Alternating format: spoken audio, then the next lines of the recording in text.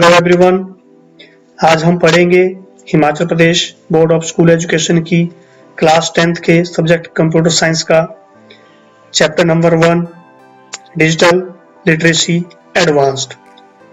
आज हम इसमें पढ़ने वाले हैं डिजिटल लिटरेसी क्या होती है, इट मीन्स डिजिटल डिवाइसेस क्या होते हैं, उनमें कौन सी टेक्नोलॉजी यूज की जाती है, हमारे वो किस किस काम आते हैं और उनके क्या क्या फायदे हैं और क्या क्या नुकसान है। तो इन्हीं में से ही एक हमारे पास डिजिटल डिवाइस के रूप में ओवरहेड प्रोजेक्टर है जिसको कि हम यूज करते हैं। चलिए जानते हैं ओवरहेड प्रोजेक्टर के बारे में।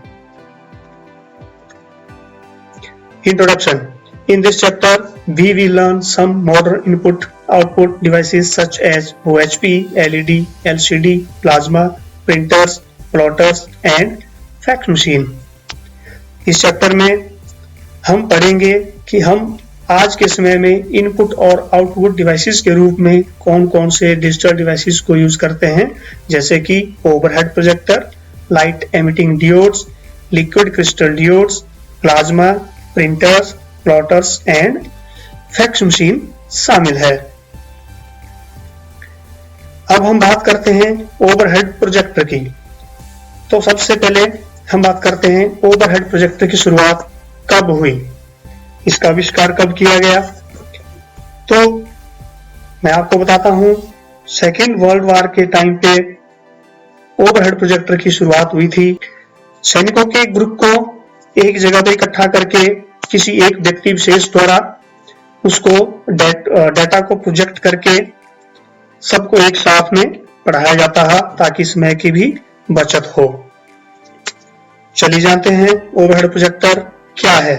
Overhead projector like a film or slide projector uses light to project an enlarged image on a screen। Overhead projector एक स्लाइड प्रोजेक्टर या फिल्म प्रोजेक्टर की तरह है जो कि किसी भी इमेज को लाइट के रूप में बड़ा करके स्क्रीन पे डिस्प्ले करता है। In the overhead projector, the source of the image is a pay-sized sheet of transparent plastic film।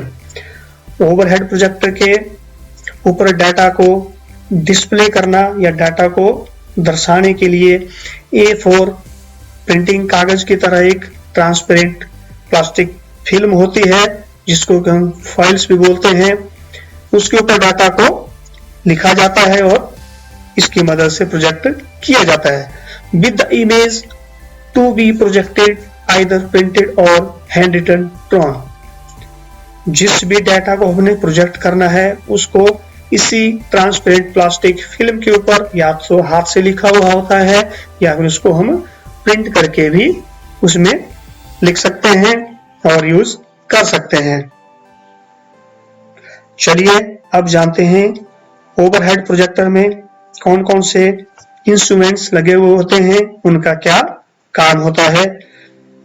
आप चित्र में देख रहे हैं OHP एक बॉक्स की तरह नजर आता है। इसके लेफ्ट साइड में ऑन ऑफ स्विच लगा हुआ होता है। बॉक्स के अंदर एक हेलोजन बल्ब लगा हुआ होता है जो कि लाइट को ऊपर की तरफ डिस्प्ले करता है और जहां तो लाइट को डिस्प्ले करता है इसके ऊपर जो आपको एक फ्लैट सरफेस दिख रहा है वो एक शीशा है जो कि एक ट्रांसपेरेंट शीशा होता है। उसकी मदद से जो ट्रांसपेरेंसी शीट इसके ऊपर रखी जाती है, हेलोजन की लाइट से वो चीज रिफ्लेक्ट होके ऊपर जो फ्रेंसल लेंस लगा हुआ है उस पे हिट होती है। वहां से इसको रीडायरेक्ट करके किसी भी हार्ड सरफेस पे जहां हमने फ्रेंसल लेंस के डिस्प्ले को सेट किया होता है, या पर्दा भी हो सकता है, दीवार भी हो सकती है, उस पे डिस्प्ले करता है। तो इस फ्रेंसल लेंस को हम ऊपर नीचे एडजस्ट कर सकते हैं, जिसके लिए राइट साइड में एक नोब हैंडल लगा हुआ है जिसको कि हम यूज करके फ्रेंसल लेंस को हमारी जो दीवार है या जिस पर्दे के ऊपर हम प्रोजेक्ट को दिखाना चाहते हैं उस पे एडजस्ट अपने हिसाब से कर सकते हैं क्लास की सहूलियत के लिए। तो इसके अंदर जो ट्रांसपेरेंसी शीट जो यूज होती है उनको हम दोबारा से यूज कर सकते हैं, उनको हम दोबारा से लिख सकते हैं, लिखा हुआ उस पे है उसको मिटा सकते हैं। लेकिन कभी कभी क्या होता है हेलोजन बल्ब की जो लाइट है वो ज्यादा होती है, उससे हीट पैदा होती है और ट्रांसपेरेंसी जो शीट है, हमारी जो फिल्म है, जो प्लास्टिक फिल्म है, वो कभी कभी ओवरहीट होने की वजह से खराब हो जाती है, इसमें चिपक जाती है, जिसको हम दोबारा यूज नहीं कर पाते। उसके बाद इसके अंदर एक कूलिंग फैन लगा हुआ होता है जो कि हेलोजन बल्ब की वजह से होने वाली जो ओवरहीट होती है उसको कूल करने के लिए होता है। अब हम बात करते हैं ओवरहेड प्रोजेक्टर को कैसे हैंडल किया जाना चाहिए। Place the overhead to your right if you are right-handed and to your left if you are left-handed। Overhead projector को हम किसी भी हार्ड सरफेस के ऊपर इस तरह से सेट करते हैं। अगर हम राइट हैंडेड हैं तो उस तरह से करेंगे, लेफ्ट हैंडेड हैं तो उस तरह से करेंगे। This will make it easier for you to face your audience and write if you need to. हम इसको इस तरह से सेट करते हैं कि हमारे जो ऑडियंस है उनको भी कोई परेशानी ना हो, उनको भी प्रोजेक्शन सही तरीके से दिखाई दे और हम भी जो प्रोजेक्ट करना चाहते हैं उसको प्रॉपरली लिखकर या ट्रांसपेरेंसी शीट की मदद के द्वारा उसको आसानी से डिस्प्ले कर पाए। Place overhead projector on a table low enough so it does not block you और द स्क्रीन। हम OHP को टेबल के ऊपर इस तरह से सेट करेंगे कि वो हमें भी ब्लॉक ना कर पाए और हमारे ऑडियंस को भी ब्लॉक ना कर पाए। इट मींस हमारा जो प्रोजेक्शन वर्क है वो प्रॉपरली हो पाए। थर्ड पॉइंट है place your screen on a diagonal instead of directly behind you. This will ensure that you do not block the view for your audience. इसमें भी वही बात है कि हम उसको इस तरह से सेट करेंगे ताकि हमारी ऑडियंस भी डिस्टर्ब ना हो, उनको प्रॉपरली प्रोजेक्शन दिखाई दे और हम भी अपना काम सही ढंग से कर पाए जो भी हमने उनको दर्शाना है। नेक्स्ट पॉइंट है take the power cord to the floor to protect you or someone else from tripping. हम इसकी जो पावर केबल है उसको इस तरह से रखेंगे ताकि उसकी वजह से भी कोई बीच में वो ऑब्स्टेकल का काम ना करे या हमें उसकी वजह से कोई भी दिक्कत ना आए। Store your overhead transparencies in a sturdy box or container so they will stay clean and protected for the next time you need them। जैसा मैंने पहले बताया हम ट्रांसपेरेंसी शीट्स को या उन फिल्म्स को बार बार यूज कर सकते हैं, उसमें जो लिखा हुआ उसको आसानी से मिटा सकते हैं और दोबारा से लिख के हम उनको यूज कर सकते हैं। तो हम उनको इस तरह से स्टोर करें ताकि हम इन फ्यूचर उनको दोबारा से यूज कर पाए। It is strongly recommended to allow projector to cool before moving it। सबसे ज्यादा ध्यान में रखने वाली बात OHP को हैंडल करते समय यह है कि जैसे हम उसका यूज करने के बाद उसको स्विच ऑफ करते हैं तो हम एकदम उसको कहीं भी मूव ना करें, क्योंकि जैसा मैंने आपको पहले बताया कि हेलोजन की जो लाइट होती है वो हमारे प्रोजेक्टर को या उसके अंदर जो लगे हुए डिवाइसेस हैं उनको ओवरहीट कर देती है, जिसकी वजह से वो खराब भी हो सकता है अगर हम उसको तुरंत उसी समय एक जगह से दूसरी जगह कहीं मूव करते हैं। चलिए अब जानते हैं एडवांटेजेस ऑफ OHP। OHP के क्या क्या फायदे हैं। OHP is simple to use and not require special arrangements। OHP को यूज करना बहुत ही आसान है, इसको ऑपरेट करने के लिए कोई भी स्पेशल अरेंजमेंट्स या स्पेशल ट्रेनिंग की जरूरत नहीं है। Suitable for small as well as large group of audiences. यह छोटे से छोटे ऑडियंस ग्रुप को या बड़े से बड़े ऑडियंस ग्रुप को कंट्रोल करने के लिए या उनको तो जो भी डाटा हमने प्रोजेक्ट करना है उसको प्रोजेक्ट करने के लिए बहुत ही सुटेबल डिवाइस है। Easy to prepare attractive transparency sheets and drawing figures. Data को प्रोजेक्ट करने के लिए जो भी हम ट्रांसपेरेंसी शीट यूज करते हैं उनको प्रिपेयर करना बहुत ही आसान है, जैसे कि हमने पहले डिस्कस किया।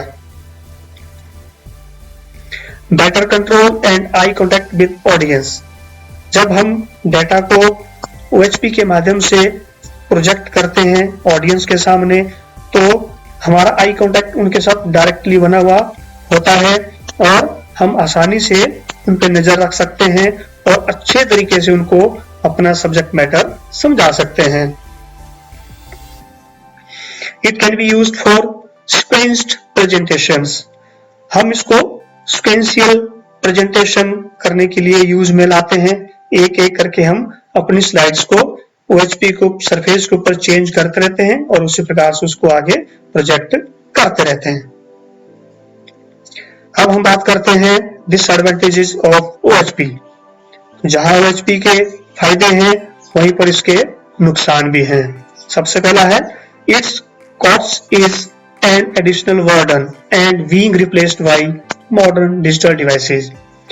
ये अपने समय में काफी प्रसिद्ध प्रोजेक्टर रहा है, जिसके कारण से ये काफी महंगा भी साबित होता रहा है। लेकिन आज के समय में जैसे जैसे टेक्नोलॉजी अपग्रेड होती जा रही है, उसी तरह से ओवरहेड प्रोजेक्टर जो है आउटडेटेड माना जाता है और इसकी जगह पे कंप्यूटर इंटीग्रेटेड प्रोजेक्टर आ चुके हैं।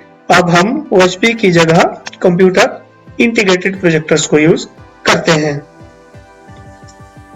Moving the projector around can result in damage. इसका सबसे बड़ा नुकसान है, जैसा हम पहले डिस्कस कर चुके हैं, कि इसको एक जगह से दूसरी जगह ले जाना बहुत ही मुश्किल है, क्योंकि इसमें जो डिवाइसेस लगे होते हैं जैसे कि फ्रेंसल लेंस है, हेलोजन बल्ब है, इसका सरफेस जो कि शीशे का लगा हुआ है, ये काफी नाजुक चीजें हैं, डिवाइसेस हैं जो कि टूट सकती है। और जब ये यूज करने के बाद हम इसको स्विच ऑफ करते हैं और एकदम से इसको हम एक जगह से दूसरी जगह मूव करते हैं, तो उसमें डैमेज होने का खतरा रहता है। Professionally prepared transparencies can not be easily modified and sometimes become overheated and get damaged. जैसा हम पहले डिस्कस कर चुके हैं कि ओवरहेड प्रोजेक्टर में जो हम ट्रांसपेरेंसी फिल्म्स यूज करते हैं वो हैलोजन की लाइट की वजह से कभी-कभी ओवरहीट हो जाती हैं, जिसकी वजह से हम उनको दोबारा यूज नहीं कर पाते हैं। और ये ट्रांसपेरेंसी शीट जो है, जिनको हम डाटा को प्रोजेक्ट करने के लिए तैयार जब करते हैं, तो इनको प्रिपेयर करना थोड़ा सा मुश्किल भी है, खासकर प्रोफेशनली डाटा को। ये था ओवरहेड प्रोजेक्टर। आज हमने ओवरहेड प्रोजेक्टर के बारे में पढ़ा, ये कैसे काम करता है, इसमें क्या क्या डिवाइसेस लगे होते हैं, इसके फायदे क्या क्या हैं, नुकसान क्या क्या हैं और ये किस टेक्नोलॉजी पे काम करता है। आशा है आप सबको ये समझ आ गया होगा। धन्यवाद।